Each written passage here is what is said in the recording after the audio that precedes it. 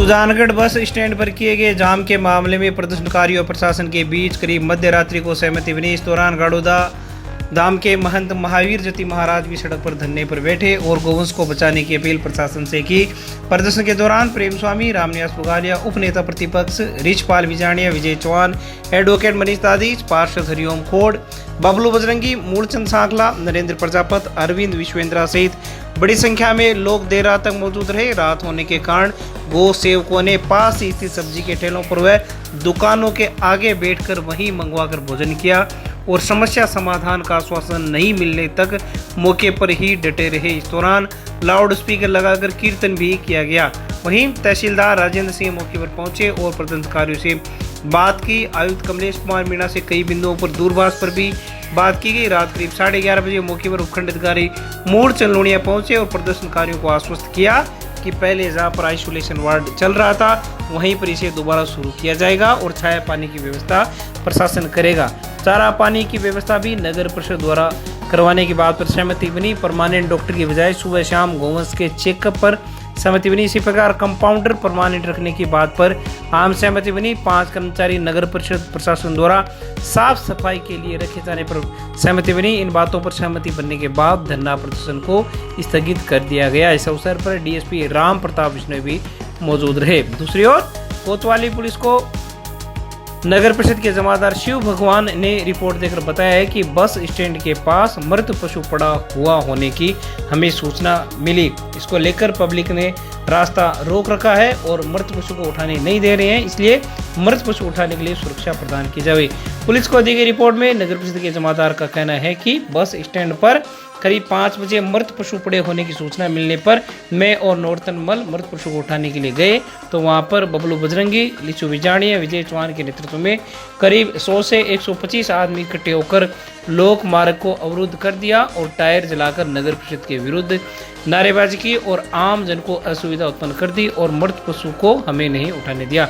फिलहाल पुलिस ने भारतीय दंड संहिता की धारा 283 व 143 के तहत मुकदमा दर्ज करके जांच शुरू कर दी है। 3 बजे से हम यहाँ पर बैठे हैं और जो हमारी मांगे थी, कई अधिकारी आए, आयुक्त साहब है वो आए और तहसीलदार जी आए, उनसे बात नहीं हो पाई। उन्होंने अपना पल्ला झाड़ दिया। हम डटे रहे। सभी सुजानगढ़ के युवा गो भक्त पूरे भूखे पैसे यहाँ पर डटे रहे। तो एसडीएम साहब को रात को 12 बजे यहाँ पर आना पड़ा। दोबारा तहसीलदार के साथ में डीवाईएसपी के साथ में यहाँ पर आए और जो हमारी मांगे थी वो उन्होंने स्वीकार करी और सुबह कल की दिनांक में उन्होंने कहा कि ये जो जितनी आपकी मांगे हैं, गायों के लिए आइसोलेशन वार्ड बनाना, उसमें 5 कर्मचारी नगर परिषद की तरफ से लगाना, 2 डॉक्टर की टीम है, चारा पानी की व्यवस्था, छाया की व्यवस्था, ये सारी व्यवस्था एसडीएम साहब ने कहा है कि मैं करवाऊंगा, पाबंद करूंगा। अब मृत गायें हैं, मृत गोवंश है, उनका भी निस्तारण, उनका भी दाह संस्कार है, वो नगर परिषद करवाएगी। ये इतनी के ऊपर हमारी सहमति बनी। अब बात ये है कि हम किसी के मन में उतर नहीं देख सकते। उन्होंने हमको विश्वास पूरा दिलाया है और जो हमारा लेटर है उसके ऊपर डीवाईएसपी साहब ने साइन कर दिए और उन्होंने कहा कि कल की तारीख में ये काम हो जाएंगे। गाय के लिए अगर वो झूठ बोलते हैं, अगर उनके मन में पाप है, हमको ऐसा नहीं लग रहा है, अगर फिर भी अगर कोई मन में पाप है तो इसका न्याय हम तो कब करेंगे, लेकिन ऊपर वाला जरूर करेगा। गौ माता उसका न्याय जरूर करेगी। इसलिए हम यहाँ से आज अपना जो धरना है, प्रदर्शन है, उसको यहीं विराम देते हैं, ख़त्म नहीं करते हैं, विराम देते हैं। अगर कल की तारीख में ये कार्य हो जाएंगे, हमारी मांगे पूरी मानी जाएगी तो इसको हम खत्म कर देंगे। कल आज घोषणा नहीं करते खत्म करने की, और अगर नहीं मानी जाती है तो दुगुनी ताकत के साथ में हम विकराल रूप में पूरे सुजानगढ़ का बंद रख के यहाँ पर धरना प्रदर्शन करेंगे और मांगे मनवाएंगे। गौ माता की जय, बड़ौदा धाम की जय। आज सभी के बीच सौहार्दपूर्ण माहौल में बातचीत हुई। उनकी कुछ मांगे थी, जैसे आइसोलेशन वार्ड है उसको शुरू करने की मांग थी। आइसोलेशन वार्ड में साफ़ सफाई करवानी थी और वहाँ पर कंपाउंडर और डॉक्टर की देखभाल करने के लिए ड्यूटी लगाने की बात थी। तो मैंने इनको आश्वासन दिया है कि ये काम आप बिल्कुल करवाएंगे नगर परिषद से और पशुपालन विभाग से। ये काम हम करवाएं, मैंने उनको आश्वासन दिया। सर मृत गायों को उठाने की समस्या बहुत बड़ी है सर, उसके बारे में क्या कर रहे हैं? निस्तारण समय से बिल्कुल मृत गायों का निस्तारण किया जा रहा है। कई बार कहते हैं सूचनाएं नहीं आ पाती हैं तो थोड़ा डिले हो जाता है, बाकी व्यवस्थाएं प्रॉपर की जा रही हैं। फिर भी इस तरह हम ध्यान देंगे, इस तरह की कोई बातें सामने आती हैं तो उनका प्रॉपर निस्तारण करवाएंगे।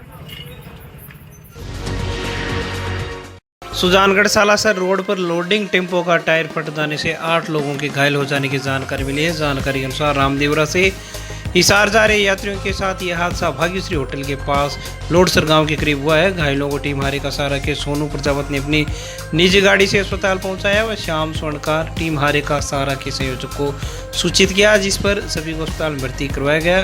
3 महिला 2 बच्चे सहित कुल 8 लोग घायल हुए, जिनका डॉक्टर रविंद्र सिंह भामू, सुनीता स्वामी, बजरंग वर्मा ने उपचार किया। घायलों में राजबाला, संतोष बाला, हर्ष, कमल सहित कुल 8 लोग शामिल हैं, जो हिसार के नंगथला के रहने वाले हैं। सुबह करीब 7:30 पौने 8 बजे सुजानगढ़ से सालासर रोड पर एक जो यात्रियों से भरा हुआ टेम्पो था, तो रामदेवरा से हिसार वापस जा रहे थे दर्शन करके, तो उस टेम्पो का टायर अचानक फट गया। तो उससे क्या है कि वो टेम्पो पलटी मार गया और उसमें कुल 18 जने थे, जिनमें 7 बच्चे थे। और गनीमत रही कि वो टेम्पो पलटी मारा तब कोई बड़ी गाड़ी साइड से नहीं आ रही थी, नहीं तो हो सकता है कोई बड़ी हानि हो सकती थी।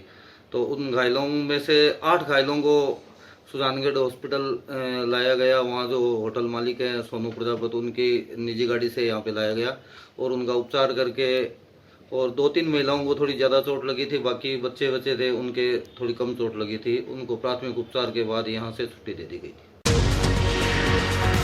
सुजानगढ़ ब्लॉक के सरकारी स्कूलों में मिड डे मील की गुणवत्ता जांचने के लिए 11 अधिकारियों की टीम बनाई गई है, जो अलग अलग सरकारी स्कूलों में निरीक्षण मिड डे मील का करेगी। CBEO कुलदीप व्यास ने बताया कि कक्षा 1 से 5 तक 15,618 व कक्षा 6 से 8 तक 9,558 बच्चों को वर्तमान समय में पोषाहार का लाभ मिल रहा है। व्यास ने बताया कि अतिरिक्त जिला कलेक्टर के आदेशों पर 11 अधिकारियों की टीम को अधिकृत किया गया है, जो स्कूलों में जाकर पोषाहार चेक करेगी। हमारे सुजानगढ़ ब्लॉक में अभी जो लाभान्वित संख्या है बच्चों की, पहली से 5वीं तक तो 15,618 और 6ठी से 8वीं तक के बच्चों में 9,558 ये लाभान्वित बच्चों की संख्या है।